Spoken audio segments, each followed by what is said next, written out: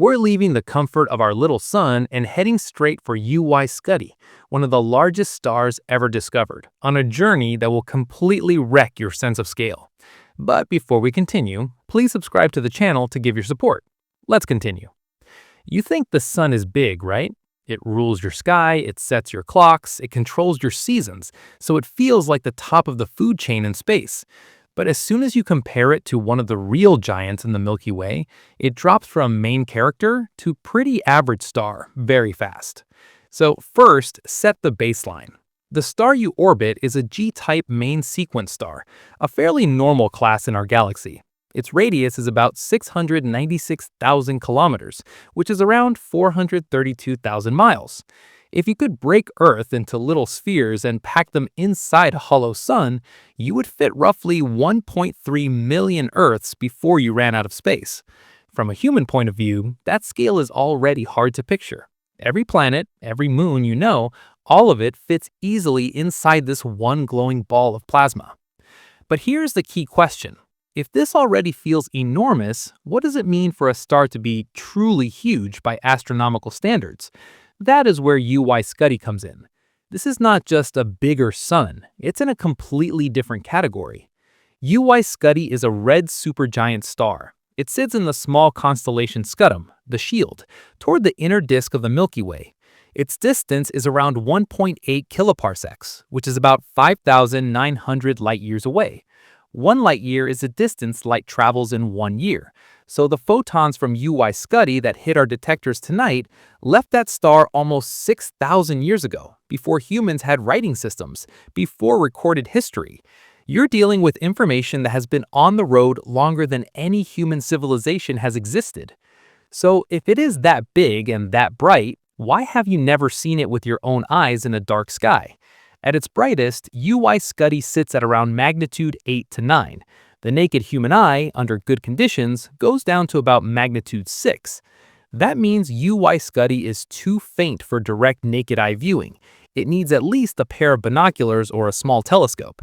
That sounds strange for such a huge star, but the line of sight to it cuts through the dense plane of our galaxy, where there is a lot of interstellar dust. Those dust grains are tiny, about the size of smoke particles, but over thousands of light years, they absorb and scatter visible light. So even though UY Scuti is putting out a huge amount of energy, by the time that light reaches Earth, it has been heavily dimmed and reddened. Now comes the real size shock.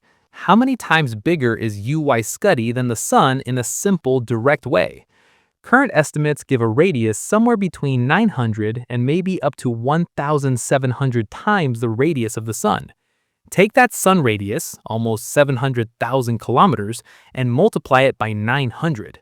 You get a star with a radius of hundreds of millions of kilometers. Even if you choose the lower, more conservative number, you're talking about a diameter of around 630 million kilometers, roughly 390 million miles. What happens if you place something like that in the center of our solar system where the sun is now? At around 900 solar radii, the visible surface of UY Scuti would extend beyond the orbit of Mars, which orbits at about 1.5 astronomical units from the Sun. If the true value is closer to the higher estimate, the star's surface might push into the region of the main asteroid belt, between about 2 and 3 astronomical units. Earth, at 1 astronomical unit, would not survive on the outside. Our planet would be orbiting well inside the star's outer layers. The entire inner solar system, Mercury, Venus, Earth, and Mars, would be inside the envelope of this one glowing ball of plasma. But here's another question. If the radius is that extreme, what does that do to the volume, to how much space this star fills? Radius is a linear measure. Volume is a three-dimensional measure. When you scale up a sphere, the volume doesn't just grow in direct proportion to the radius. It grows with the radius multiplied by itself 3 times. So if the radius is about 900 times larger than the Sun's, the volume is roughly 900 times 900 times 900, which lands you in the hundreds of millions. Astronomers estimate that even at the low end, UY Scuti has a volume around 750 million times the Sun's volume. So if you could somehow keep the density the same and pack suns inside it like stacked spheres, you would need hundreds of millions of suns to fill up the space that UY Scuti's outer layers occupy. Your sun is suddenly a very small unit. So the star is much bigger and it has a ridiculous volume, but does it also put out more energy, or is it just a big cool balloon of gas? The next twist is that UY Scuti is actually cooler on the surface than the sun. The sun's surface temperature is about 5,800 degrees Kelvin. UY Scuti, as a red supergiant, sits closer to 3,500 degrees Kelvin. Cooler surfaces emit less energy per square meter. If you only looked at a patch the size of a football field on each star, the sun's patch would be more intense. But total luminosity, the actual power output of the whole star, depends on how much energy each square meter produces and how many square meters there are. UY Scuti has an enormous surface area because of its huge radius. When you combine a slightly weaker energy output per unit area with a surface area that's hundreds of thousands of times bigger than the sun's, the result still explodes.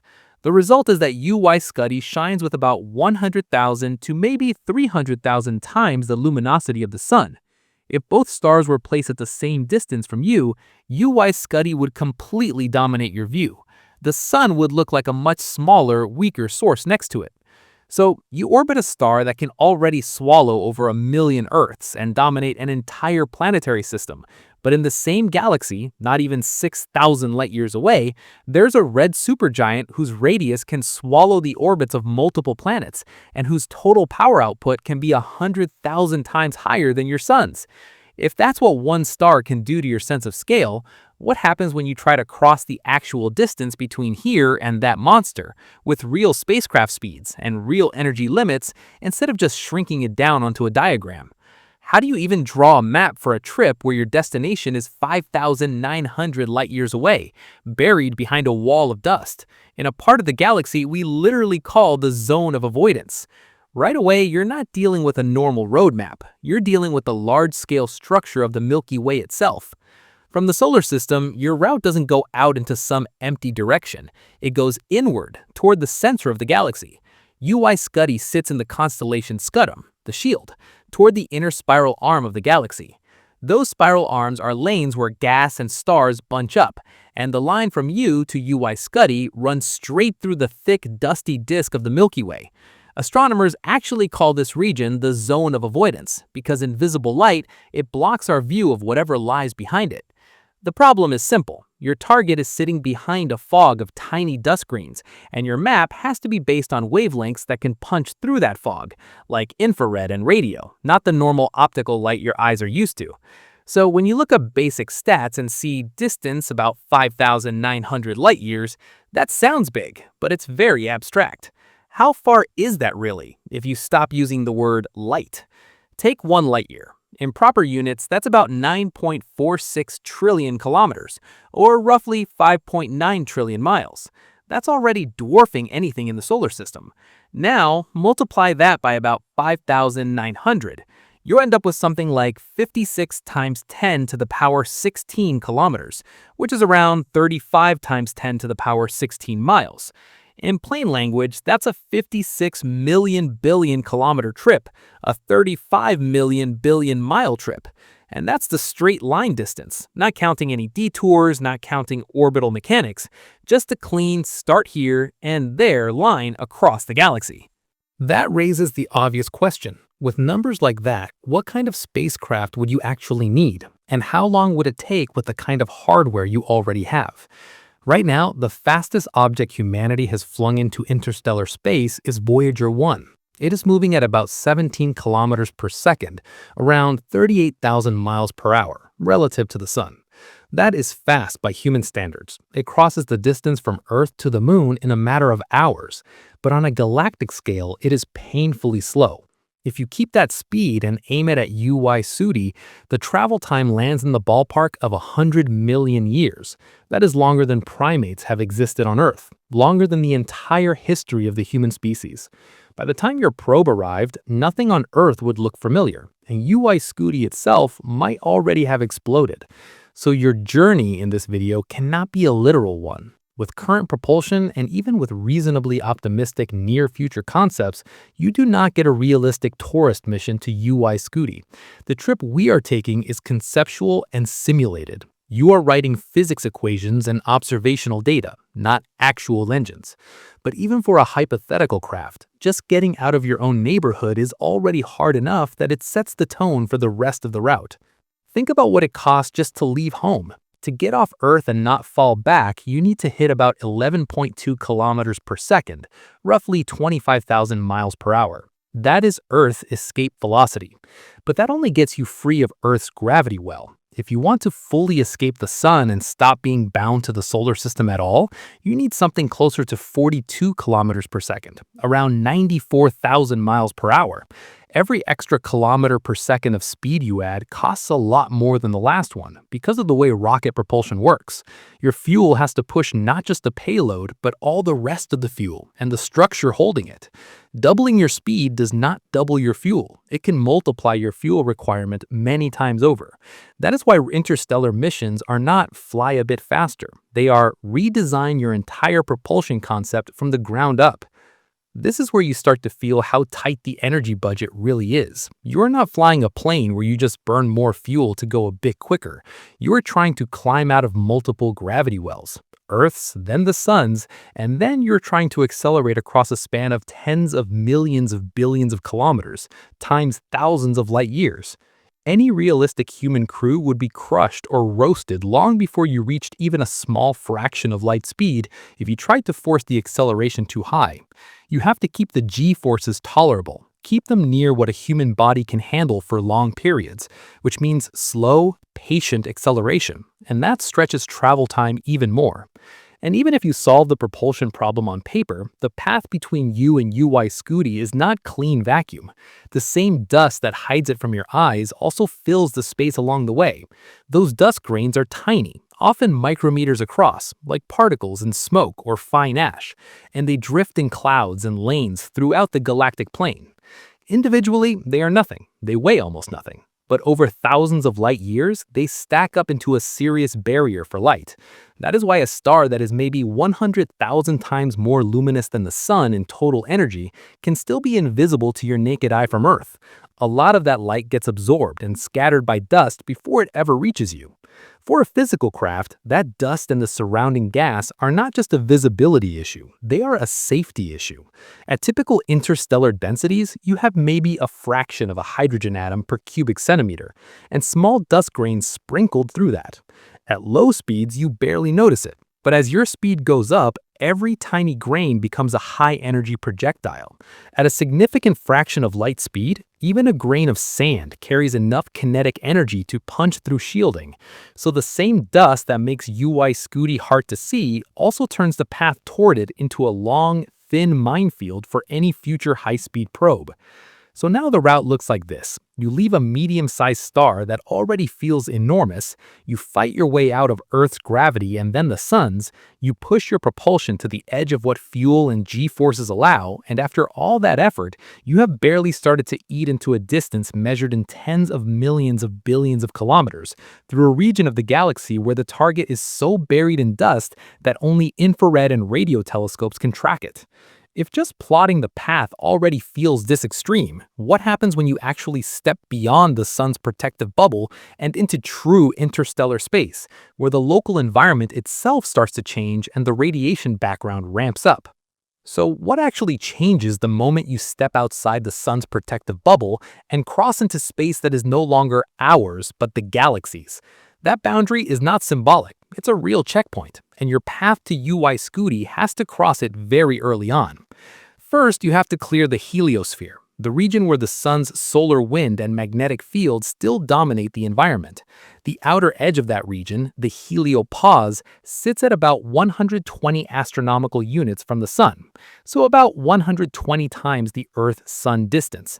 In straight numbers, that's roughly 18 billion kilometers, around 11 billion miles. Voyager 1 got there in 2012, after more than 30 decades of flight. Inside that boundary, charged particles from the sun, the solar wind, form a kind of protective bubble against a lot of incoming high-energy particles from the galaxy. Once you cross the heliopause, the sun's influence drops off, the density and direction of particles around you change, and you're officially in interstellar space. From that point on, you are not just leaving the solar system, you're driving through the Milky Way's own medium. That raises a deeper question. What kind of region are you stepping into first? Is it just empty, or does it have a story? Right now, the solar system lives inside something called the local bubble. This is a patch of the galaxy, roughly 300 light-years across, filled with unusually hot, very thin gas. The best explanation is that multiple supernovae went off in this area millions of years ago, blasting away denser gas and leaving behind a carved-out cavity. In this bubble, the density can drop to only a few thousandths of a particle per cubic centimeter, so maybe about 0.005 particles in the volume of a sugar cube. That is far emptier than typical interstellar space, which is already emptier than any lab vacuum humans can make. But your journey to UY Scuti is not a few kilometers, it's on the order of 10 to the power 16 kilometers. When you multiply that tiny density by such huge distances, those atoms and ions add up. Over time, they nudge your trajectory. They create a faint drag if you're going at a noticeable fraction of light speed, and they slowly erode exposed surfaces. So space is never perfectly empty, and over thousands of light years, almost nothing becomes a real engineering term you have to track. If the gas and dust pose a slow, cumulative problem, the radiation outside the heliosphere hits you in a much more direct way. Inside the sun's bubble, the solar wind and magnetic field deflect a good fraction of the highest energy particles coming from the rest of the galaxy. Outside, that shield is mostly gone. Cosmic rays dominate. And that phrase sounds abstract until you spell it out. These are high-energy protons and heavier nuclei, fired out of supernovae and other violent events, moving at close to the speed of light. They slam into your spacecraft's hull, your electronics, and if there are people on board, their bodies. Without serious shielding, you could be talking about radiation doses of hundreds of millisieverts per year, or more depending on the exact environment and solar activity cycle. For comparison, that is enough to create a serious long-term cancer risk, and over a multi-decade or multi-century mission, it simply destroys human DNA and damages equipment. So a trip to UY Scuti is not a relaxed cruise, it is a long-term radiation experiment. Every meter of extra shielding adds mass. Every kilogram of mass makes propulsion harder, and you're stuck balancing protection against the cost of moving that protection across interstellar distances. All of that leads to another very practical problem. How do you even know where you are and where you are going when you are thousands of light years from home and all the usual navigation tools are useless? You cannot use GPS, those satellites orbit Earth, and their signals do not reach across the galaxy. You need cosmic reference points that do not care where you are. That is where pulsars come in. Pulsars are rapidly spinning neutron stars that emit beams of radio waves. As they rotate, those beams sweep past Earth and any spacecraft in line with them, creating extremely regular pulses, sometimes hundreds or thousands of times per second. Each pulsar has its own pulse pattern, like a fingerprint. By comparing the arrival times of pulses from multiple pulsars, a spacecraft can triangulate its position anywhere in the galaxy, the same way your phone uses time delays from multiple GPS satellites. But now your satellites are dead stellar cores. On top of that, for a target like UY Scuti, you can add another tool, masers. A maser is like a natural laser, but in the microwave part of the spectrum. In the shells of gas and dust around some giant stars, including red supergiants, certain molecules like water and hydroxyl can get pumped into excited states and then emit radiation in a synchronized way. That produces very bright, very sharp microwave signals at specific frequencies. UY Scuti is associated with this kind of maser activity. That means as you close in, you don't just see a fuzzy red point, you can lock onto these intense microwave beacons that mark out the structure and motion of the gas around the star. They give you a kind of built-in homing system straight to the environment of the supergiant itself. So, by the time your conceptual ship has cleared the heliopause, crossed the hot, thin gas of the local bubble, cruised through regions where every cubic centimeter has a few stray atoms, and endured a rising storm of cosmic rays while steering by neutron star clocks and microwave beacons, you've already moved from the sun's personal territory into the galaxy's main stage. But UY Scuti does not sit alone in empty space. It lived in one of the Milky Way's busy star-forming arms, where gas, dust, and massive stars crowd together. The next step is to push deeper into that scutum region, into a part of the galaxy where giants like UY Scuti are born, live fast, and die violently. How do you move toward UY Scuti without misunderstanding the place it actually lives in, when even the word arm for our galaxy is a bit misleading? From far away, the Milky Way looks like it has solid spiral arms you could fly into like lanes on a highway. But on the way to UY Scuti, you find out that's not how it works at all. As you head inward, you are not entering a rigid structure, you are passing through a density wave. Spiral arms are regions where gas and stars are temporarily more crowded than average, like a traffic jam that moves while the cars keep flowing through. The Scutum Centaurus arm, which UY Scuti is linked to, is one of the major arms in the Milky Way, and it's especially rich in regions where massive stars are forming. Astronomers see patches of ionized hydrogen, called H2 regions, and clusters full of newborn stars lighting up this part of the galaxy, clear signs that this is a stellar nursery on a grand scale. That raises a basic question. Why do stars like UY Scuti form here instead of in quieter parts of the galaxy like your local neighborhood? To build a really massive star, you need a lot of gas in one place. You're talking about tens to maybe hundreds of suns' masses worth of material collapsing together before feedback from radiation and winds blows the rest away. The scutum region with its dense molecular clouds give you those conditions. When radio and infrared surveys map this arm, they find many H2 regions and a high rate of star formation, along with clusters called OB associations. These are loose collections of very hot, very young, high-mass stars, mostly of spectral types O and B, that burn through their fuel fast and are gone in a few tens of millions of years. The point is simple. Short-lived giants don't have time to drift far from their birthplaces. So if you see a cluster of them, you're looking at a place where the galaxy is actively building massive stars and getting ready for future supernovae. Then there's the chemical side of the story. Astronomers say UY Scuti is likely metal-rich compared to stars that formed farther out in the galaxy. In this context, metals means everything heavier than helium, things like carbon, oxygen, silicon, and iron. Deep in the galactic disk, gas has been recycled many times by earlier generations of stars, each round of supernovae and stellar winds adding heavy elements to the mix. Being born in that environment means UY Scuti formed out of gas that was already enriched. That matters. Higher metal content changes how opaque the star's outer layers are, how strongly its radiation can push on its own atmosphere, and what kind of winds it becomes will have last mass, and how its radius and temperature evolve, and what kind of explosion it will eventually produce.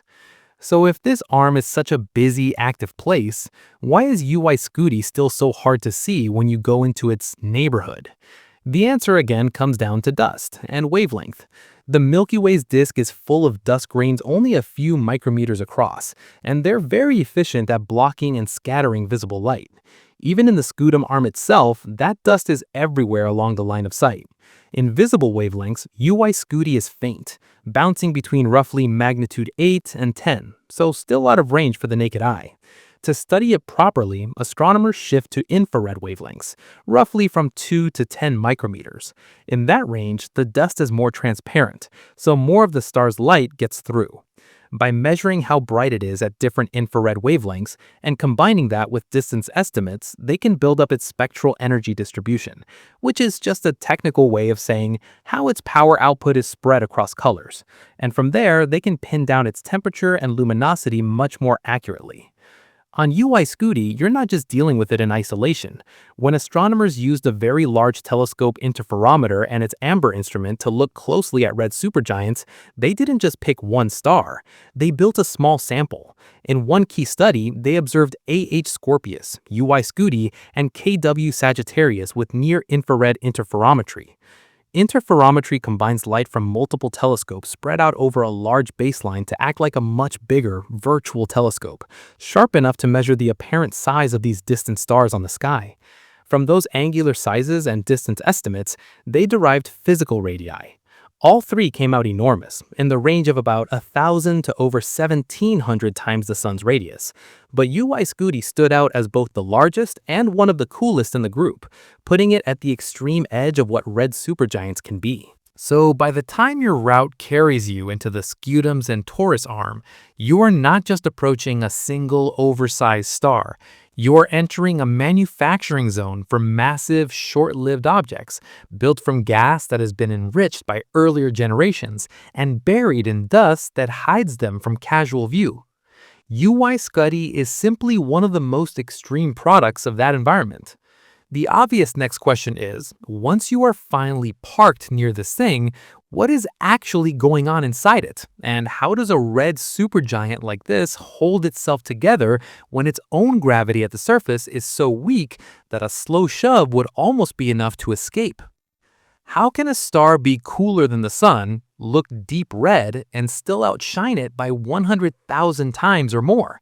That's the basic puzzle of a red supergiant, and UY Scuti is one of the most extreme examples you can put under that label. Red supergiant is not just a dramatic name, it's a very specific stage in a massive star's life. The red part means the surface is cool, under about 4,100 degrees Kelvin. The sun's surface sits near 5,800 Kelvin, so UY Scuti's photosphere is cooler by more than 1,000 degrees.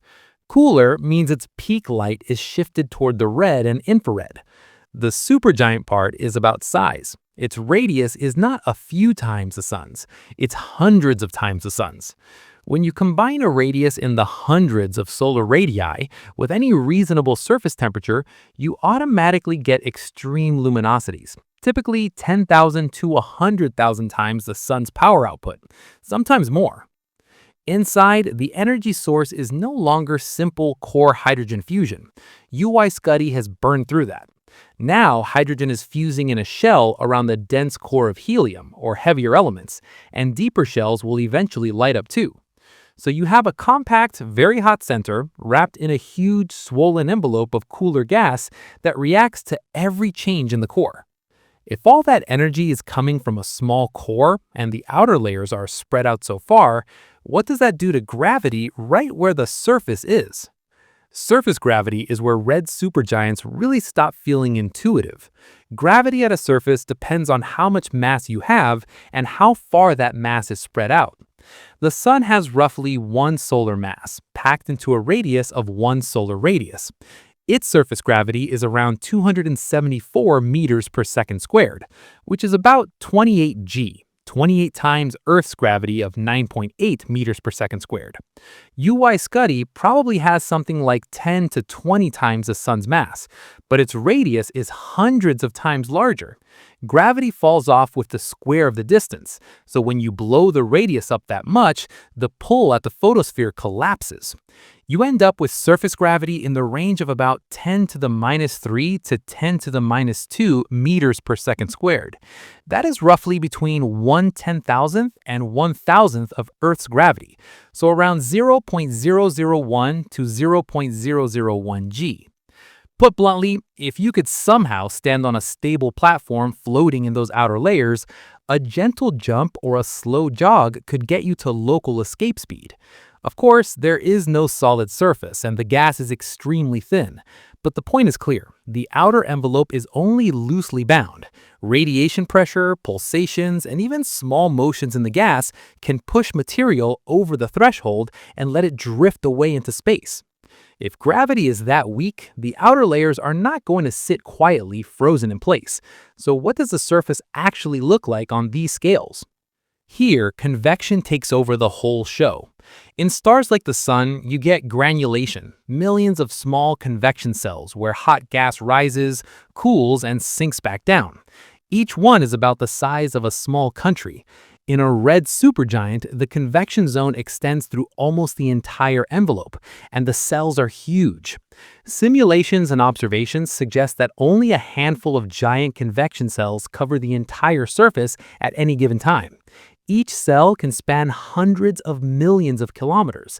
So we're talking about structures that can be as big as or even bigger than Earth's entire orbit, about 1 astronomical unit. 150 million kilometers, about 93 million miles. These are not little surface ripples, they are global upwellings and downflows. That creates giant hot and cool patches, changes the brightness across the disk, and helps drive material outward. It also means that when you look at a red supergiant with high-resolution techniques, you are not seeing a smooth ball. You are seeing a lumpy, moving surface that is constantly rearranging itself. But those giant cells are only part of the story. If the whole envelope is so loosely held and so stirred up, does it just simmer, or does the entire star physically expand and contract over time? UY Scuti does not hold a perfectly steady size. It is what astronomers call a semi-regular variable of type SRC. That means its brightness changes in a way that has a dominant pattern with a lot of noise and irregularities on top. For UY Scuti, one of the main pulsation timescales is around 740 days, a bit over 2 Earth years. During these cycles, the outer layers literally move in and out. When the star expands, the outer layers move farther from the core, the surface cools slightly, and the brightness and visible light can drop. When it contracts, the surface heats up a bit, and the brightness can rise again. You're basically watching hydrostatic equilibrium, the balance between inward gravity and outward pressure, wobble instead of sit perfectly stable. Compare that to the Sun, whose main acoustic oscillations have periods of about 5 minutes. The fact that UY Scuti's main heartbeat is on the order of 2 years tells you its average density is incredibly low. The whole envelope is a very diffuse gas, taking a long time to respond when you push it in or out. So, at this point, you have a star that is cool at the surface, extremely puffed up, barely held together by its own gravity, full of giant convection cells, and slowly breathing in and out. That still leaves a key question. How does something with such a low temperature per square meter end up putting out 100,000 times the sun's total energy? This is where size completely beats local intensity.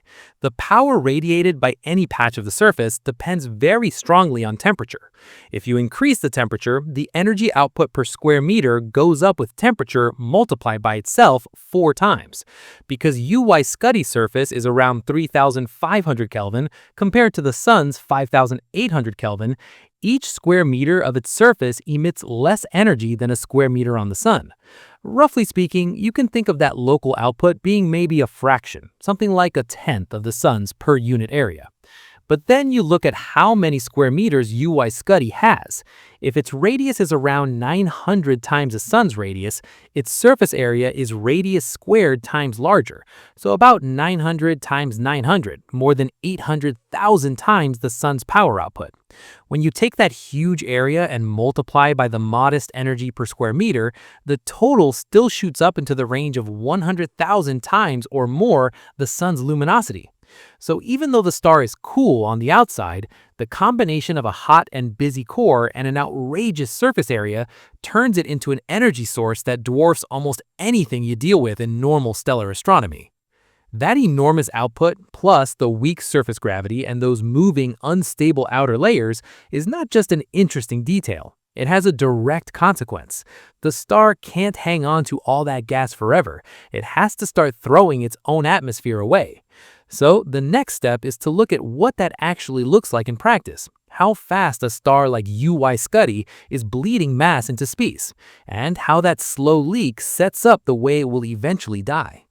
How do you call something the largest star ever when the number that decides that title keeps changing by hundreds of solar radii every time we get new data?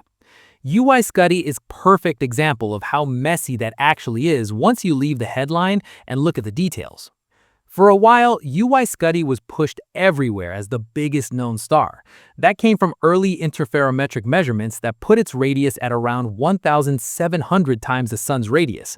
On paper, that size is ridiculous. At that value, if you dropped UY Scuti into the middle of our solar system, its surface wouldn't just pass Mars, it would push well into the main asteroid belt.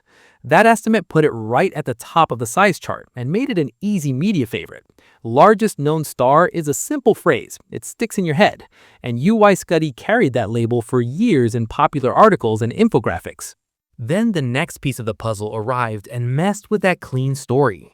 The Gaia mission started delivering high-precision distance measurements to stars all over the sky using parallax, tiny shifts in apparent position as Earth orbits the sun. For UY Scuti, Gaia's data suggested that it might be closer to us than the distance assumed in those earlier studies. If the star is closer and its brightness on the sky is the same, then it cannot be as large or as luminous as we thought. When astronomers recalculated using the Gaia distance, the estimated radius dropped down into a range more like 900 to 1100 times the sun's radius. That is still huge, but it cuts the volume and the luminosity dramatically compared to the 1,700 figure. So now, instead of being the clear, undisputed champion, UY Scuti becomes one of the largest known stars, and the exact number depends on which distance measurement you trust more. So why is this so sensitive, and why is measuring the size of a red supergiant much harder than measuring something like the sun? The core problem is that these stars do not have a sharp surface. There is no clear edge where the star ends and space begins. The gas gets thinner gradually, the light gets absorbed and scattered in complex ways, and the whole outer envelope is fuzzy. Interferometry, the method used to first measure UY Scuti's apparent size on the sky, gives you an angular diameter, basically how wide the star looks in terms of angle. To turn that angular size into a physical radius in kilometers, you need two extra things. First, you have to define what you mean by surface. Astronomers usually pick something called the Rosalind radius, which is the layer where the star becomes effectively transparent, where the optical depth is about 1, meaning photons have a reasonable chance of escaping. Second, you need the distance. If you change either the definition of the surface or the distance you plug in, the final radius can shift a lot. On top of that, UY Scuti and other red supergiants are wrapped in dust and have asymmetric outflows. The star is blowing off material in clumps and arcs, not in a neat, uniform shell. That dust glows in the infrared and can contribute to the light that the interferometer sees. If your model for how the light is distributed is too simple, it might treat part of the dusty envelope as if it were part of the star's photosphere. That effectively makes the star look bigger than its true thermal surface. So you are dealing with a target that is variable, lumpy, surrounded by its own ejecta, and partly hidden by foreground dust from the galaxy. Under those conditions, a 10 or 20% shift in the assumed distance or a different way of modeling the atmosphere can easily move the radius estimate by hundreds of solar radii. Because of all this, astronomers have backed away from talking about UY Scuti's size like it's a single precise number. Instead, they talk about a plausible range.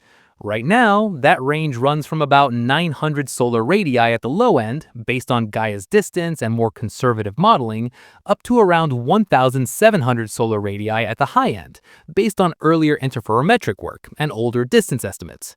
Even if you take the low number, 900 solar radii still puts UY Scuti among the largest stars we know.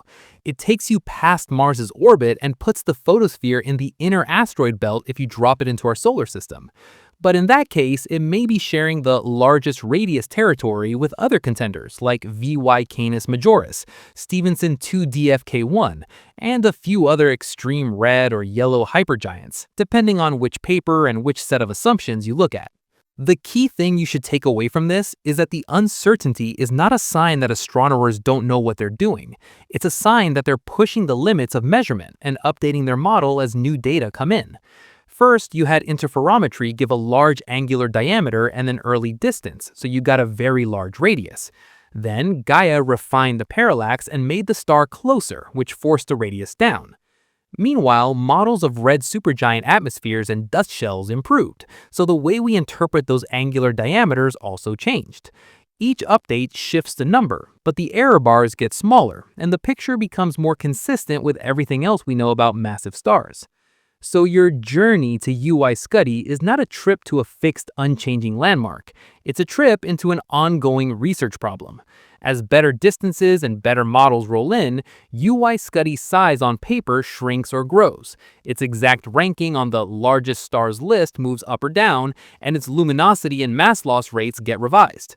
That might feel less satisfying than a simple, "this is the biggest star," but it's much closer to how real science works. The question now is not just how big is UY Scuti, it's what do its changes in size and brightness over time tell us about the structure of its envelope, its density, and its internal pulsations. Because that variability is not random noise, it's a direct probe of what's happening deep inside the star. And that leads straight into the next layer of tension.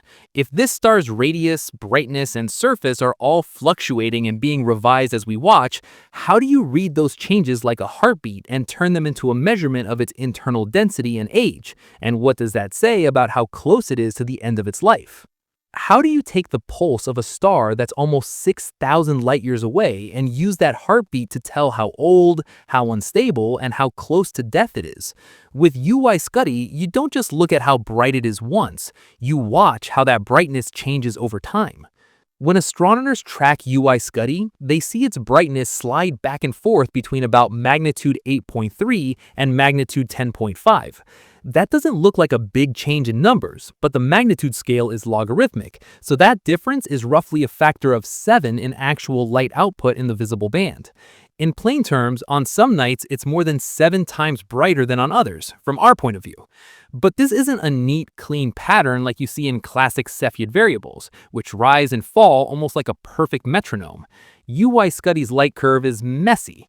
You've got overlapping pulsation modes, random noise from those giant convection cells in its envelope, and episodes where dust and gas are thrown off and change how much light gets out. That's what semi-regular variable really means here. There is a pattern, but it's buried under a lot of chaos. If you zoom out and look over many cycles, one timescale keeps showing up. The brightness variations tend to organize around the main period of about 740 days, a bit more than 2 Earth years. That's likely not even the star's fundamental slowest possible mode. It may be an overtone, a higher note the star can ring at, but either way, it's a strong signature. That timescale is not random. It's set by the balance between gravity pulling inward and pressure pushing outward. You can think of the star's envelope as a huge compressible sphere of gas. Push it in, and pressure rises and pushes back. Let it expand, and gravity tugging inward wins again. The time it takes to complete one of these in-out cycles depends directly on how dense the star is on average. So when you measure a 740-day pulse, you're measuring how light and fluffy UY Scuti's outer layers are. There's a simple rule of thumb underlying that. The lower the average density of a star, the longer its pulsation period. If you pack a lot of mass into a small radius, gravity is strong, everything responds quickly, and the oscillations are fast. If you spread the same mass or even more over a huge volume, gravity at any given point is weaker, and the whole structure reacts more slowly. The Sun, with its compact size and relatively high mean density, has acoustic oscillations with periods of only a few minutes. UY Scuti, with a radius hundreds of times larger and an atmosphere blown up almost to the orbit of Mars or beyond, needs something like 2 years to complete one major radial slosh. That contrast tells you how absurdly diffuse its envelope is. The gas is so thin and spread out that, on average, a cubic meter out there contains far less material than even the best vacuums you can create in a lab on Earth. The pulsation doesn't just change brightness, it also shows up in color and temperature if you watch closely. When the star swells, its photosphere moves outward, the surface area increases, and the outer layers cool slightly. Cooler means redder, so UY Scuti shifts a bit deeper into the red and infrared part of the spectrum. When it contracts again, the surface moves inward, the gas gets compressed and heats up, and the star moves slightly back toward the blue side, though it always stays in the red supergiant range overall. Astronomers follow these shifts using multi-band photometry, basically measuring brightness in different color filters at the same time. As they track those subtle color changes, they can estimate how the effective temperature fluctuates and see the spectral type move between something like M2 and M4. That wobble in spectral type is a direct observational sign that the physical radius and surface conditions are changing, not just some foreground dust flickering in and out. So what does this pulse, this messy 2-year rhythm, tell you about where UY Scuti is in its life? When you combine the observed periods, the size estimates, and the luminosity, and you feed all that into models of massive stars, a consistent picture pops out. UY Scuti is not young. It's already burned through the simple phase of its life where it quietly fuses hydrogen in its core, the way the sun does today. It has moved into a stage where helium is fusing in the core into carbon and oxygen, and shells of hydrogen outside that core are still burning. As time goes on, additional shells of heavier elements will ignite in sequence. Each new burning phase tends to be shorter and more violent than the last. The unstable, pulsating envelope you're seeing now is a symptom of that advanced internal structure. The core is dense, hot, and complicated. The outer layers are bloated, dilute, and struggling to stay in balance. In that sense, UY Scuti's light curve is not just a random flicker. It's a slow, loud warning. A stable star with a simple core doesn't behave like this. A star with a layered heavy core and a swollen, weakly bound envelope does. Every 2-year pulse is gravity and pressure arguing over a structure that's running out of easy fuel. You're not looking at a star in its comfortable middle age. You're looking at one deep into its late chapters, where small changes inside can cause big responses outside. And that's where the tension really ramps up. If the envelope is this loose, this extended, and this easy to shake, how much of it can the star actually hold on to as the core keeps evolving? And how much of it is already leaking away into space in a slow, continuous wind that will help decide what kind of explosion UY Scuti produces at the end? If the outer layers of UY Scuti are that loose and that unstable, the next obvious question is, how much of that star is actually staying attached, and how much is already leaking away into space right now? At this stage in its life, UY Scuti is not just shining, it's bleeding. Red supergiants are known for intense mass loss. Instead of a thin solar wind like the sun has, they can shed material at rates between about 1/1,000,000th and 1/10,000th of a solar mass per year. That sounds tiny until you remember a solar mass is roughly 2 × 10 to the power 30 kilograms. Even at the low end, you are talking about losing something like a billion kilograms every year, and at the high end, 100 times more than that. That puts their wind strength millions of times above the sun's current output.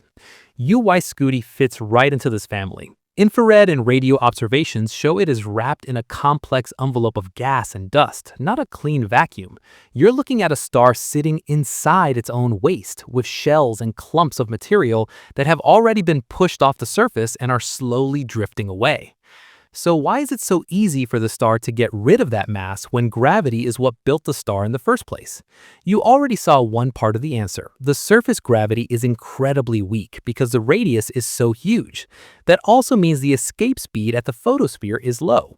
Near Earth, you need about 11.2 kilometers per second, around 25,000 miles per hour, to get away and never come back.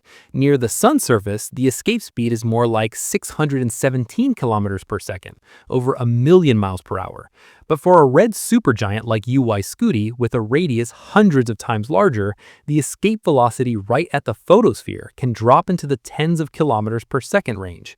That's in the same ballpark as high-end interplanetary spacecraft speeds, only a few dozen times faster than a fast jet. When the star's radiation pushes on gas and dust, when pulsations shug layers outward, they do not have to work nearly as hard to get that material past the point of no return. A gentle push, on stellar terms, is enough to let gas drift away forever. Once that gas leaves the immediate surface, it doesn't just stream out and stay hot. As it travels outward, it expands, it cools, and the temperature falls from a few thousand Kelvin down into the hundreds. In that range, atoms can start bonding into molecules, and those molecules can start condensing into tiny solid grains.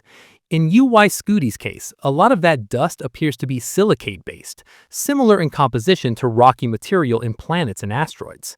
Infrared spectra, basically the star's light spread out by wavelength and measured in the mid-infrared, show specific features that match these silicate grains. That is how you know this isn't just abstract gas, it's an active dust factory.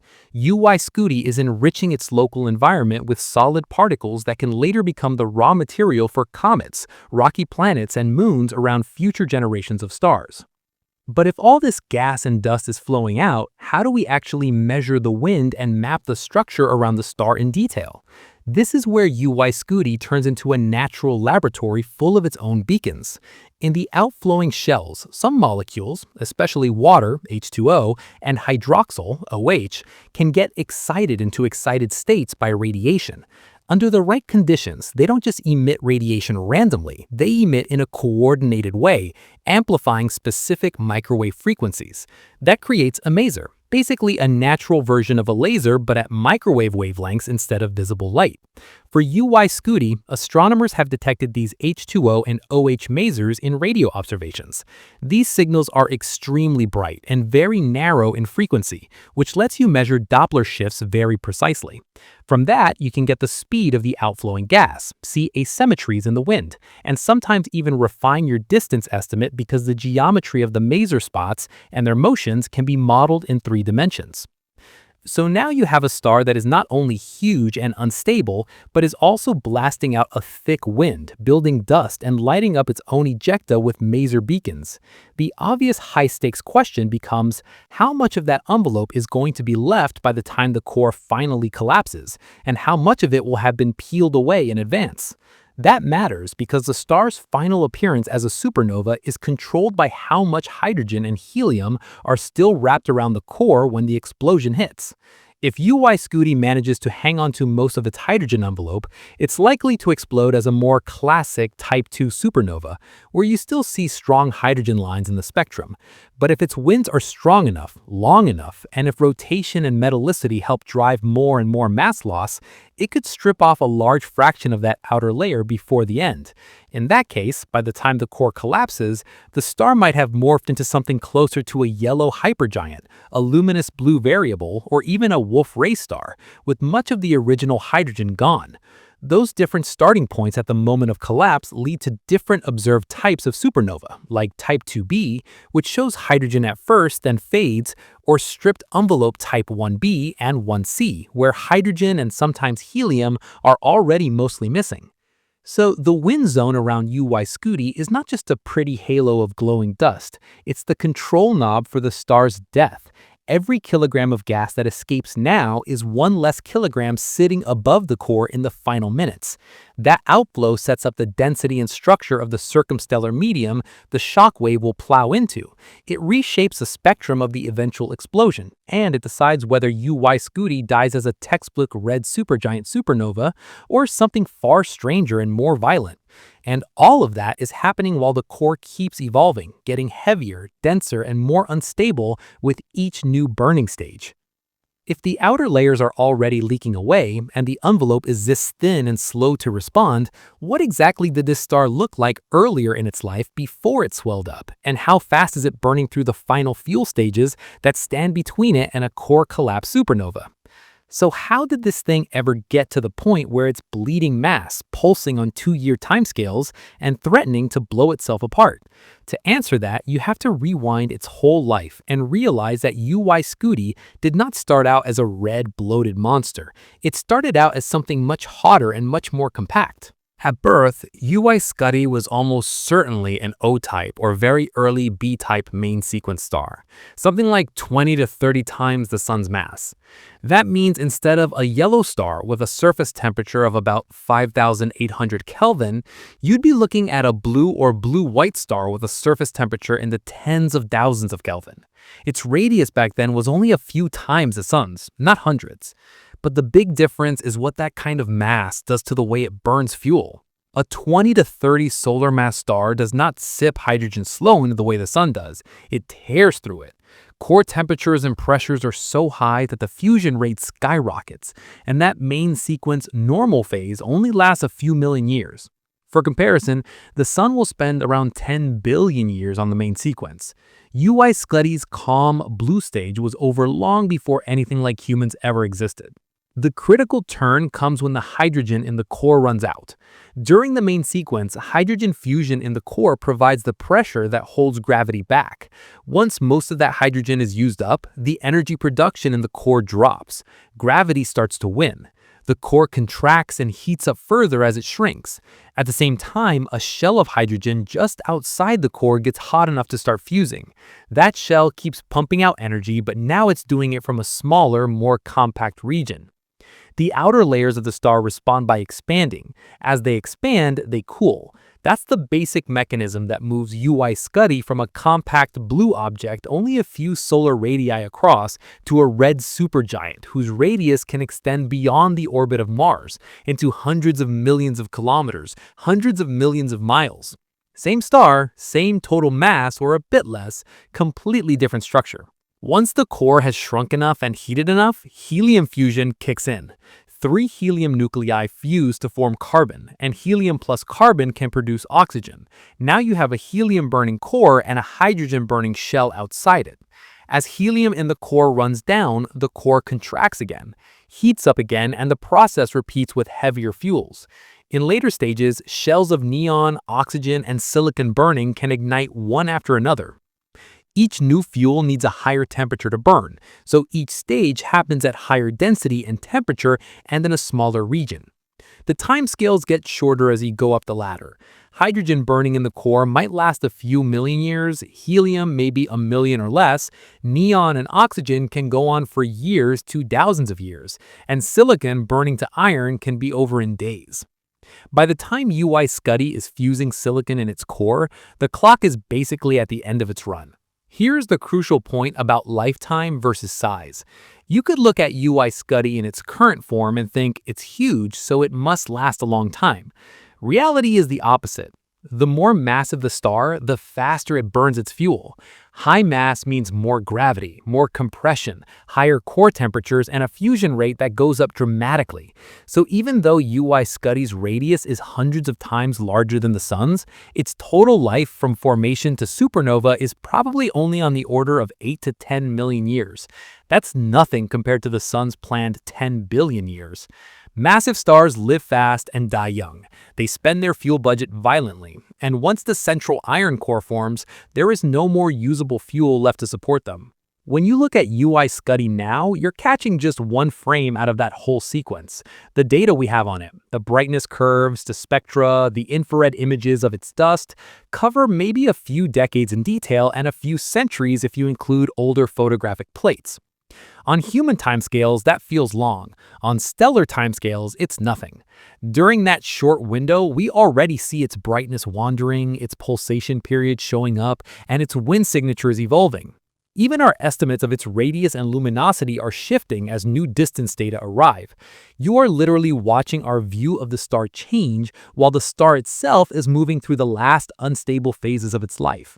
So the version of UY Scuti you're following in this journey is a slice in time, deep in its red supergiant phase, with a layered core, shell burning, strong winds, and a bloated envelope that can't hold still.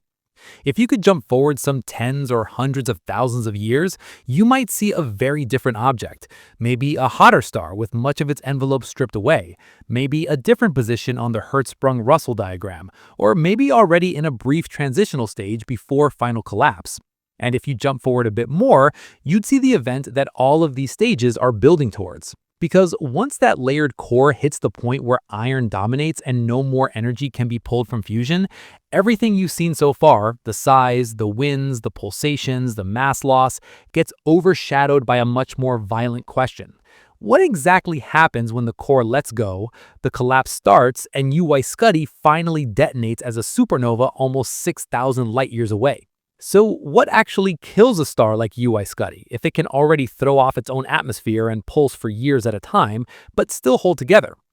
The answer comes down to one element in the core, iron, and the hard limit it sets on how much energy a star can squeeze out of fusion. Up to a point, fusion is the engine that keeps everything stable. When light elements like hydrogen and helium fuse into heavier ones, the final nucleus is more tightly bound, and energy gets released. That energy moves outward, keeps the core hot, and pushes back against gravity. But iron is the turning point. If you try to fuse iron into something heavier, you do not gain energy, you lose it. Fusion beyond iron actually consumes energy instead of releasing it. So as UY Scuti's core evolves and heavier shells burn one after another, you eventually end up with an iron core that is basically dead weight in terms of fusion power. Once that core becomes massive enough, no new fusion process can switch on to rescue it. The outward pressure drops, gravity stops being balanced, and the support holding the whole star up collapses. So what does that collapse look like in real time, not in slow motion diagrams? When the iron core passes a critical mass, it can no longer support itself against its own gravity. The collapse starts, and it does not take years, it takes a fraction of a second. The inner core falls inward at a significant fraction of the speed of light. As it shrinks, protons and electrons are crushed together into neutrons, and the density skyrockets to something similar to an atomic nucleus, on the order of 10 trillion times the density of water. The core goes from something roughly the size of Earth to something the size of a city in less than a heartbeat. When that inner core hits nuclear density, it stiffens, it can't compress much further, and it rebounds slightly. That rebound combined with the still infalling outer core launches a shock wave back out into the star. At the same time, a huge flood of neutrinos, almost massless particles, is released. They carry away a ridiculous amount of energy, on the order of 10 to the power of 46 joules, in just a few seconds. Most of that energy escapes into space, but a small fraction gets dumped into the layers just outside the core, helping the shock wave fight through the star's envelope. If enough energy makes it out, the shock rips the star apart in a core collapse supernova. If not, the whole thing can stall and fall inward again.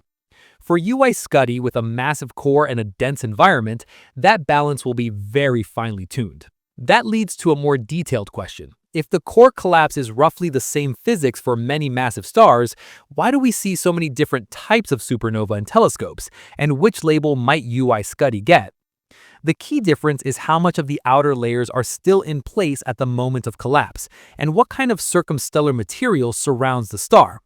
If UY Scuti keeps a lot of its hydrogen envelope at the end, the explosion will show strong hydrogen lines, and you get a more standard Type 2 supernova. If winds and eruptions strip much of that hydrogen off in advance, you can end up with a Type 2b where hydrogen is visible at first but fades, or with stripped envelope Type B or Type C, where hydrogen and sometimes helium are already mostly gone by the time the explosion occurs. If the star has a very dense, slow-moving shell of gas around it from recent mass loss, the supernova shock can slam into that material and light it up, giving a type NN, where N stands for narrow lines from that shocked, slow gas. For UY Scuti, models say it could pass through phases like yellow hypergiant, luminous blue variable, or even Wolf-Rayet, depending on how aggressive its mass loss is. Each path sets up a different final show, and right now we don't know which track it actually will take. All of that sounds dramatic, but there's a very practical question you probably care about. If UY Scuti blows up, does Earth feel it? At a distance of about 5,900 light-years, even a powerful core collapse supernova is not going to sterilize the planet. The explosion would be insanely bright from that region of the sky, likely visible in the daytime and casting shadows at night for a while. But the lethal zone for direct biological damage is much closer, more like tens of light-years, not thousands. That said, Earth would notice. The upper atmosphere would take a hit from extra high-energy radiation and cosmic rays.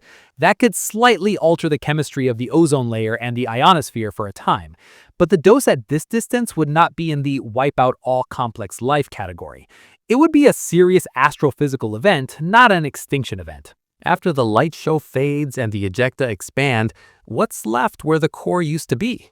That depends mostly on the final mass of the core right before collapse. If the inner core that survives the initial bounce ends up around 1.5 to maybe just over 2 times the sun's mass, and conditions are right, it can settle into a neutron star. That's an object only about 20 kilometers across, but so dense that a teaspoon of its material would weigh billions of tons. It might be born spinning fast, maybe dozens or hundreds of times per second, and with a strong magnetic field, turning it into a pulsar. If the core mass is higher, maybe closer to 3 solar masses or beyond, gravity can crush it past the neutron star stage into a black hole, where the escape speed from inside a certain radius is greater than the speed of light, and no light can get out. In either case, neutron star or black hole, the outer layers of UY Scuti do not survive. The shock wave tears them off and throws them into space at thousands of kilometers per second. That ejecta is full of heavy elements the star built during its life, and during the explosion itself, elements like silicon, calcium, and iron. Over millions of years, that material will mix into the interstellar medium, cool, and eventually become part of new molecular clouds. From those clouds, new stars and planets will form. In that sense, UY Scuti's death is not just an ending, it is part of the supply chain that builds rocky planets, metal-rich gas giants, and even the elements in your own body.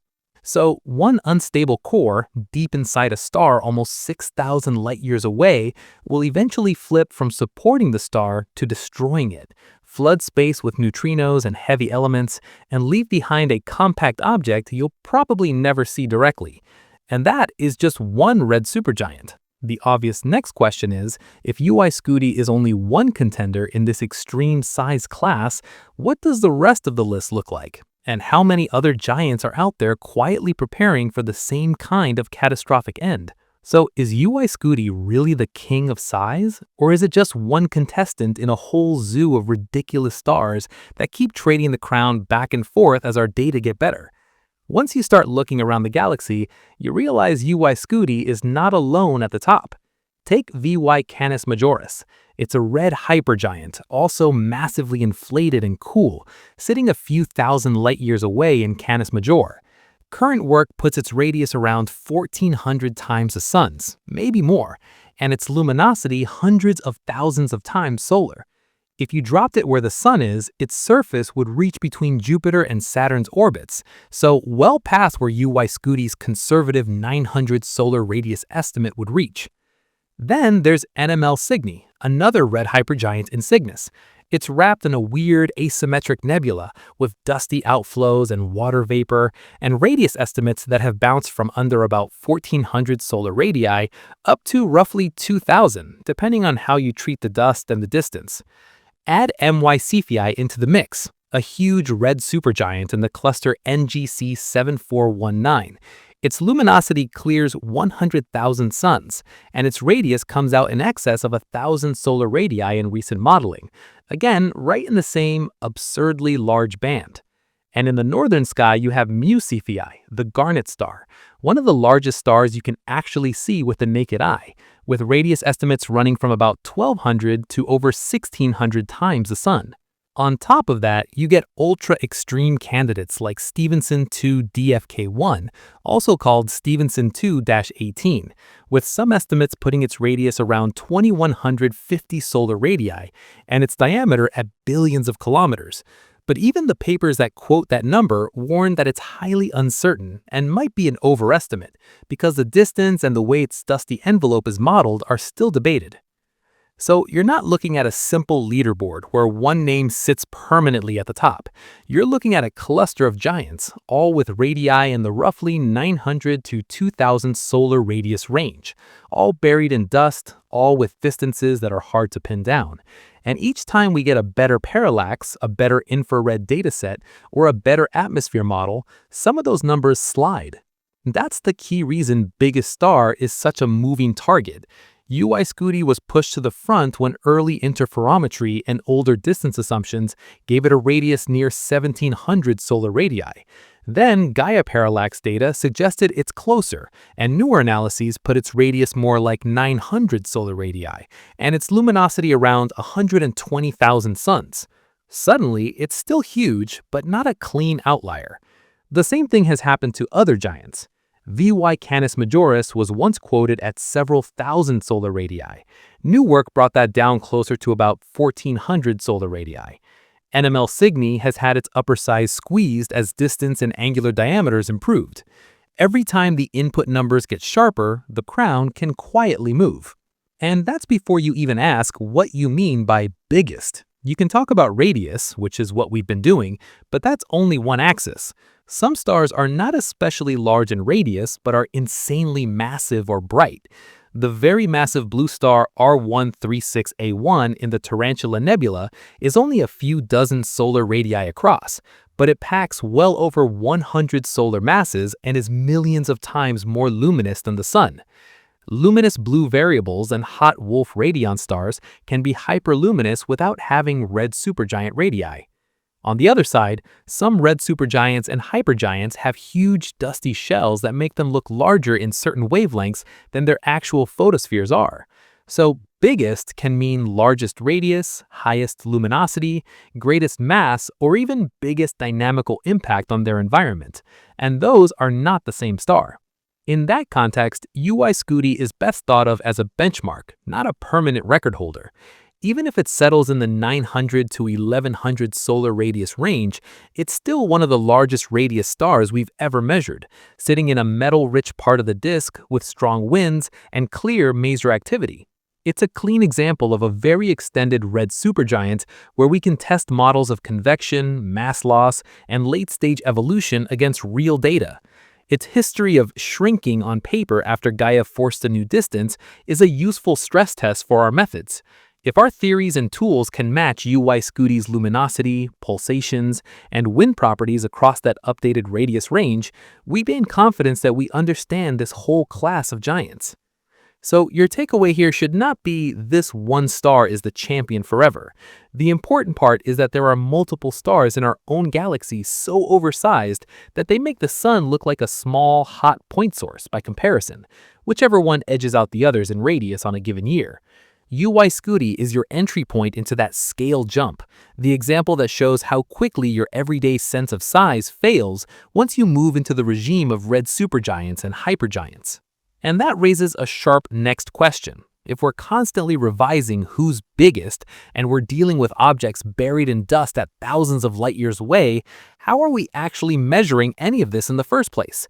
What instruments are we using, and how do we turn faint, noisy photons into concrete numbers for size, distance, and mass loss? How do you actually study a star you can't see with your own eyes, that's buried in dust and sits almost 6,000 light years away, and still claim numbers for its size, temperature, and distance with a straight face? With UY Scuti, every piece of info you've heard so far comes from instruments turning a faint, messy signal into hard measurements. First problem, UY Scuti is too faint for your naked eye. At its best, it's around magnitude 8, often closer to 9 or 10. Your eyes, even under a very dark sky, cut off near magnitude 6, so you bring out real telescopes and CCD detectors. A decent mid-sized telescope plus a sensitive CCD camera can collect enough photons over minutes or hours to measure its brightness precisely. You repeat those measurements night after night, year after year. That's long-term photometric monitoring. When you line up those brightness points over time, patterns appear. You see the swings from magnitude 8.3 to 10.5. You see the rough 700-plus day cycle. And you start to pull out pulsation periods and amplitudes instead of just, it's sometimes brighter, sometimes dimmer. That's how the whole semi-regular variable with a roughly 740-day period statement turns into an actual plot, not just a phrase. But brightness alone doesn't tell you how big the star is on the sky. For that, you need angular resolution that a single telescope can't give. This is where interferometry comes in. Instead of using one big mirror, you use several telescopes spread out over tens of meters and combine their light in a controlled way.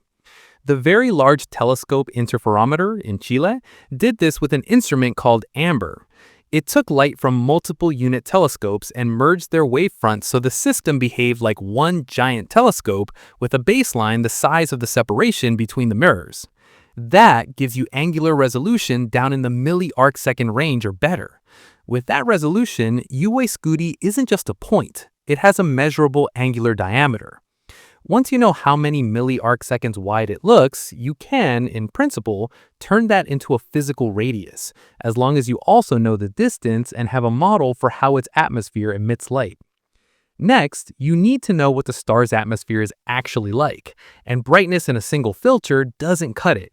You need spectroscopy. You spread the light out into a spectrum from shorter wavelengths to longer ones, and you look for absorption lines, those dark features where atoms and molecules in the star's outer layers absorb specific colors. The pattern of those lines tells you a lot. From the strength and shape of molecular bands and atomic lines, you can estimate an effective temperature, around 3500 Kelvin for UY Scuti. You can also get a handle on surface gravity, which for a red supergiant is extremely low, and on its chemical composition, for example, how rich it is in elements heavier than helium. On top of that, those spectral lines are shifted by motion. If gas in the wind is moving away from you, its lines are shifted slightly toward the red. If parts are moving toward you, they shift toward the blue. Measuring those Doppler shifts gives you wind speeds and clues about how the outflow is structured. All of that still leaves one major input. How far away is this thing, really? That's where Gaia comes in. Gaia measures parallax, the tiny apparent shift in a star's position as Earth goes around the sun. For nearby stars, the parallax angle is bigger. For distant ones, it's tiny. For UY Scuti, you're dealing with angles that are fractions of a milli-arcsecond. That's like spotting a coin on the moon and measuring how far it moves when you shift your viewpoint by a few centimeters. The raw parallax for UY Scuti is noisy because it sits in a crowded field with a lot of dust and other stars around it. But even imperfect Gaia data can rule out some of the older, larger distance estimates. When you feed the newer, smaller distance into the same interferometric angular diameter, the physical radius drops from something like 1,700 solar radii down toward the 900 to 1,100 range. The luminosity you infer also drops because a closer star doesn't have to be as intrinsically bright to look the same on the sky. That's why Gaia forced everyone to rethink just how huge UY Scuti really is. Even then, you're still not done, because UY Scuti doesn't live in a clean optical window. Dust in the Milky Way's plane, plus dust in its own outflow, absorbs and scatters visible light. If you only looked in the optical, you'd be missing a huge part of its energy output, and you'd misjudge its true power. So you go multi-wavelength by design, not as a bonus. In the infrared, at wavelengths from about 2 to 10 micrometers, interstellar dust is more transparent, and the warm dust around the star itself glows strongly. That lets you measure its spectral energy density across a wide band and see how much of its luminosity is coming out in the infrared. In the radio, you can detect those H2O and OH masers in the outflowing gas and use them to trace wind speeds and the geometry of the circumstellar material. In the optical and near-infrared, you use interferometry to nail down angular size. In the microwave or radio, you measure parallax and proper motion with Gaia and other surveys. When you put all of that together, you don't just have a very big star far away, you have a three-dimensional story. You know roughly where it is in the galaxy and how it's moving. You have a range for its radius and luminosity. You have a temperature for its photosphere, and at least a rough estimate of its surface gravity and metallicity. You see how much mass it's losing, how fast its winds are flowing, and how its surrounding dust is shaped. You can even watch how those properties change over time as its pulsation cycles run and its mass loss continues. All of the numbers you've heard so far about UY Scuti, the 900 plus solar radii, the 100,000 times solar luminosity, the distance of almost 6,000 light years, and the 2-year pulsation, are coming from this kind of multi-wavelength, multi-instrument triangulation. None of them came from a single photo or a single telescope. They're stitched together from faint signals across the spectrum, cross-checked and updated as new data arrive.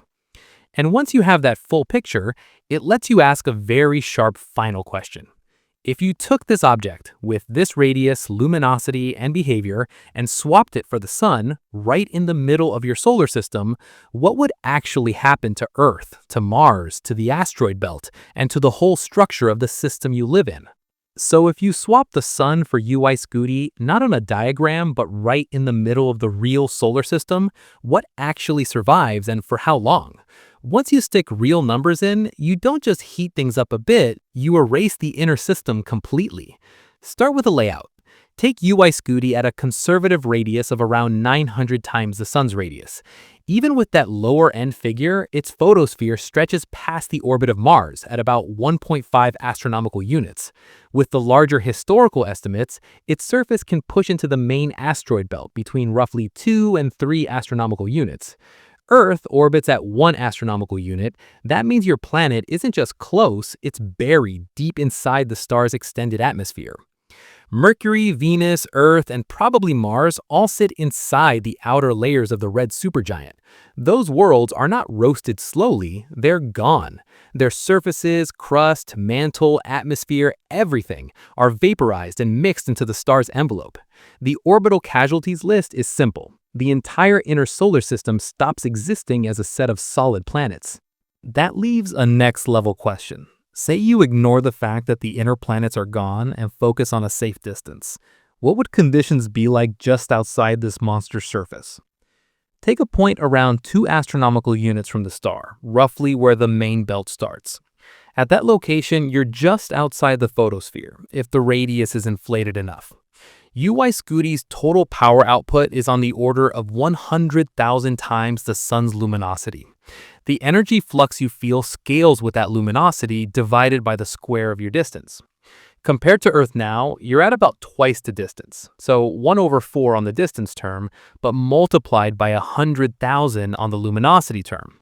Net result, you get tens of thousands of times the energy per square meter that Earth currently receives from the sun. That's not a very hot summer. That's instantly lethal. Any unprotected material is heated and ionized in microseconds. The equilibrium temperature at that location would shoot up into the thousands of Kelvin, hotter than the surface of many smaller stars. Rock would glow and evaporate. Any kind of spacecraft hull built with current materials would be destroyed almost immediately without insane levels of shielding and active cooling. And even if you somehow had impossible shielding, the system itself would not sit still around you. Red supergiants like UY Scuti don't just shine, they lose mass rapidly via their winds. As the star throws off its envelope at rates of a millionth to a 10,000th of a solar mass per year, the total mass in the center drops over time. Planetary orbits respond to that loss. With less mass pulling inward, the same orbital momentum carries planets and minor bodies outward. A Jupiter-like planet that started life at around 5 astronomical units could slowly drift farther out as the star sheds mass. The details depend on how fast the mass loss happens compared to orbital periods, but the basic trend is clear. The architecture of the system stretches. Resonances between planets shift, belts of asteroids get stirred, and long-term stability can be broken. During UY Scuti's red supergiant phase, the entire pattern of orbits gets redrawn, while the inner planets are already gone. All of that sets up the final hit, the supernova itself. When the core finally collapses and the shock wave breaks out, it has to plow through the star's extended envelope and then into whatever's left of the planetary system. At distances of 1 to 5 astronomical units, the ejecta are moving at thousands of kilometers per second, millions of miles per hour. Anything solid in that zone is under direct fire. Rocky planets are stripped down to their cores or completely disrupted. Their crusts and mantles are peeled off and mixed into the expanding debris. Gas giants sitting a bit farther out are not safe either. Their outer hydrogen and helium layers can be partially or completely removed by the blast and the intense radiation that comes with it. You don't get damaged planets, you get shattered, ablated, and chemically altered remnants embedded in an expanding, radioactive cloud of gas and dust. So, with that level of destruction, is there any positive outcome at all? On long timescales, yes, but it's not positive for the original planets. It's positive for whatever comes after. The debris that UY Scuti throws into space is rich in heavy elements: iron, nickel, silicon, calcium, and many more. Those are the building blocks of rocky planets, metallic cores, and complex chemistry. As the ejecta expand, they cool. Over millions of years, that material mixes with the surrounding interstellar gas. Eventually, gravity pulls some of it back together into new molecular clouds. Those clouds collapse to form new stars and new protoplanetary disks. In those disks, dust grains stick, grow into pebbles, then into planetesimals, and finally into full planets. In other words, events like UY Scuti's death are the recycling mechanism of the galaxy. They destroy one generation of structures and seed the raw material for the next. So, if UY Scuti took the sun's place, it would erase the inner solar system, push the surviving planets outward, slam the whole region with a supernova blast, and then leave behind a metal-rich wreckage cloud that could, much later, build an entirely new planetary system around whatever compact object remains. One star swap would completely rewrite everything about your local space. And that's just a single example. Once you zoom out and look at how many stars like this live and die across a galaxy, you have to ask a bigger question. What does that constant cycle of violent birth and destruction actually do to the evolution of the whole universe? And how much of you, right now, is already built from the ashes of earlier giants like UY Scuti? So why does a single unstable star almost 6,000 light-years away matter to you at all, beyond being a cool trivia item about huge things in space? With UY Scuti, the point is not just that it's big, it's that stars like this are part of the machinery that built your world and keeps the galaxy evolving. Start with what it's actually making. A star like the Sun mainly fuses hydrogen into helium. Useful, but not enough to build complex planets, rocks, or biology. In a massive star like UY Scuti, the core steps through heavier and heavier fuels as it ages. Hydrogen to helium, helium to carbon and oxygen, then later neon, oxygen, silicon, all the way up to iron just before it collapses. In those hot inner regions and later in the chaos of the supernova, you forge a whole zoo of heavier elements. Calcium, the stuff in your bones and teeth, iron, the core of your hemoglobin and the cores of planets, silicon, key to rocks, sand, and electronics, nickel, sulfur, and many more. Those elements don't come from empty space. They come from stars that lived fast, pushed fusion to its limits, and then blew apart. When UY Scuti finally goes, it's a jet that will be packed with the same ingredients that, billions of years from now, could be part of new oceans, new continents, and maybe life somewhere else. But it's not just about making elements and tossing them out. Massive stars like UY Scuti are part of the basic weather system of the galaxy. Their winds and their explosions feed energy and momentum back into the interstellar medium, the thin gas and dust between stars. When UY Scuti's wind slams into nearby gas, it shoves it around, carves bubbles, and compresses some regions while clearing out others. Later, when it explodes, the shockwave plows into that same gas at thousands of kilometers per second, heating it, mixing it, and sometimes squeezing it hard enough that it starts to collapse into new molecular clouds. Those clouds are where the next generation of stars form. So UY Scuti is not an isolated show. It's one node in a feedback loop. Massive stars form in dense gas. They heat and stir that gas. They blow it apart. And their debris eventually helps form fresh, dense regions somewhere else. Without that cycle, a galaxy would just sit there, with its gas slowly cooling and never being pushed into new stars. On top of that, stars like UY Scuti are stress tests for our physics. It's one thing to build a model that handles a calm, stable star like the Sun. It's another to get a model to reproduce a red supergiant that's hundreds of times the Sun's radius, losing mass, pulsing, and wrapped in dust. To get UY Scuti right, your codes have to handle deep convection, where giant cells move energy through most of the envelope. They have to deal with rotation, which can move material around inside and affect how fast different layers mix. They have to track mass loss from winds over hundreds of thousands of years. They have to include the effect of metallicity, the heavy element content, on how opaque the star is and how strong its radiation-driven winds are. When you plug in a star with something like 20 or more solar masses and a metal-rich composition, run it forward, and you get a red supergiant that matches UY Scuti's radius, luminosity, and variability. That's a big win. It means the same physics is more likely to be reliable when you push it into regimes you can't directly observe, like the very first stars in the universe, or the progenitors of the most extreme supernovae. Then there's the question of why supernovae themselves are so varied. Telescopes don't see just one standard core collapse explosion. They see Type 2 supernovae with long plateaus in their light curves, Type 2b events that start hydrogen-rich and then fade to look hydrogen-poor, Type 2n with narrow lines from dense circumstellar gas, and Type AB and AC where hydrogen and sometimes helium are mostly gone. Stars like UY Scuti sit right in the middle of that puzzle. Their final state depends on exactly how much of the envelope they manage to lose before the core collapses. Strong winds, eruptions, binary companions stripping mass, all of that can peel away layers. If UY Scuti keeps most of its hydrogen, you get a more standard Type 2 explosion. If it loses a lot of hydrogen but keeps some, you get something more like a Type 2b. If it loses almost all of it and maybe a chunk of helium as well, you're heading into Type AB or AC territory. If it has a dense, slow-moving shell of gas right around it, the shock interacting with that material can make it look like a Type 2n. So by watching UY Scuti's current winds and mass loss and matching those to models, you're directly tuning the explanations for why supernovae come in so many flavors. All of this loops back to you and your place in the system. When you hear that UY Scuti's radius might be 900 times the sun's, or that its luminosity is 100,000 times higher, that can sound like a distant, abstract statistic. But the implication is very concrete.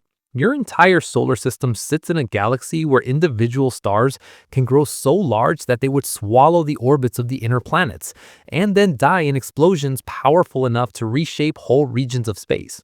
The sun that feels enormous in your sky is, on that scale, a small, calm object. The rocky planet you live on is built from the metals thrown off by earlier versions of UY Scuti. The same physics that will eventually tear that star apart already wrote the periodic table your body is made from. So monsters like UY Scuti matter because they're not just curiosities at the edge of what's possible. They're factories, engines, and tests. They manufacture the heavy elements you need. They drive the large-scale ecology of the galaxy.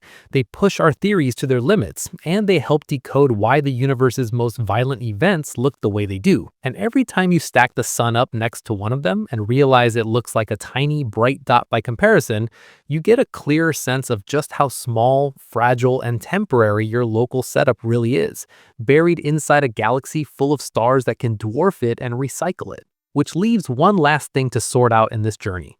After crossing tens of millions of billions of kilometers in your head, after watching this star swell, pulse, shed mass, and prepare to explode, what are you actually supposed to take away when you look back at your own sky, your own sun, and your own life built from this debris? You just crossed a distance of tens of millions of billions of kilometers without moving a centimeter, and that's the whole point of this kind of journey. You went from a one solar radius star, the sun, to a star with a radius in the thousands of solar radii. Through the local bubble, past the edge of the heliosphere, into the Scutum Centaurus arm, across dust lanes and density waves in the Milky Way, using nothing but numbers and data. The distance to UY Scuti is on the order of 10 to the power 16 kilometers. Its total power output is around 100,000 times the sun's, and its total lifetime is maybe 8 to 10 million years. Those are the real special effects. No CGI shot you've ever seen is more extreme than a star that large and that bright sitting almost 6,000 light years away, quietly tearing itself apart. Along the way, you also saw why the question, what is the biggest star, never really settles. UY Scuti grew and shrank on paper as new instruments weighed in. Early interferometry plus old distance estimates gave it a radius close to 1,700 times the sun's.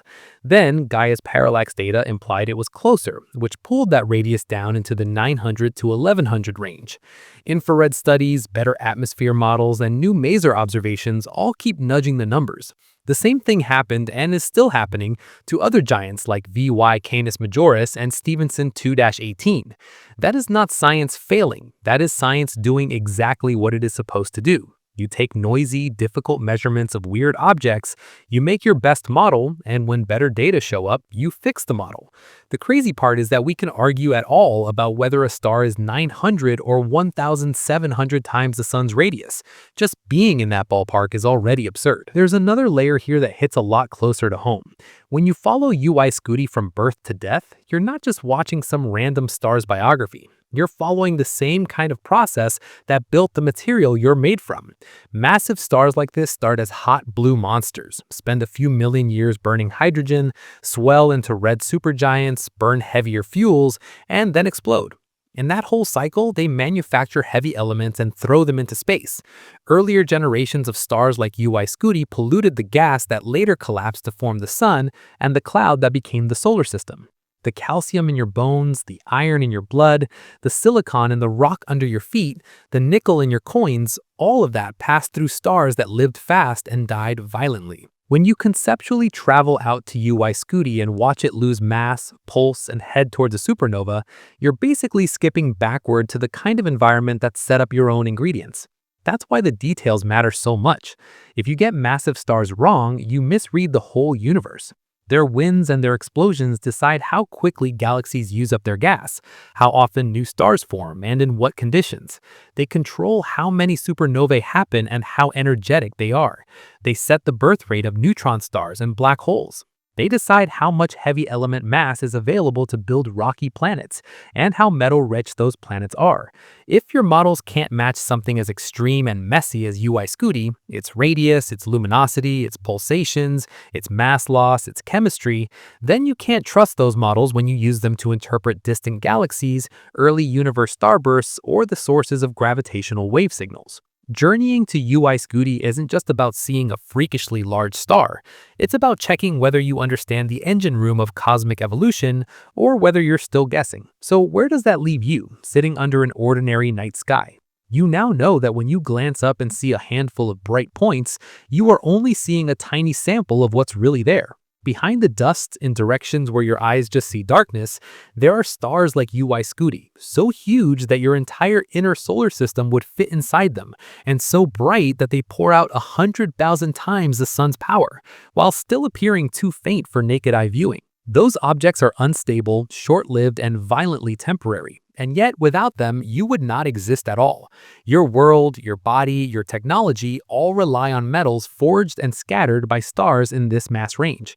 So here's the real call to action. The next time you step outside at night and see what looks like a normal sky, don't stop at the dots you can see. Know that hidden in that black, inside the Milky Way's dust, there are stars that dwarf your sun so completely that it barely counts as a reference point. You've mentally crossed thousands of light years, slipped out of the heliosphere, flown through the local bubble, threaded spiral arms, and parked next to a star that could swallow the inner planets without even noticing. Your entire solar system is a small, fragile configuration sitting in a galaxy full of monsters like UY Scuti that build the elements, drive the explosions, and quietly decide what kinds of worlds can exist. And yet those same monsters are the reason your sky exists at all. Without them, there would be no metals, no rocky planets, no chemistry complex enough for life. The thing that makes your entire world feel like a rounding error is the same thing that made your world possible in the first place. This video is for educational or entertainment purposes only, and information provided in the video may be incorrect. If you enjoyed the video, consider subscribing to the channel and like the video.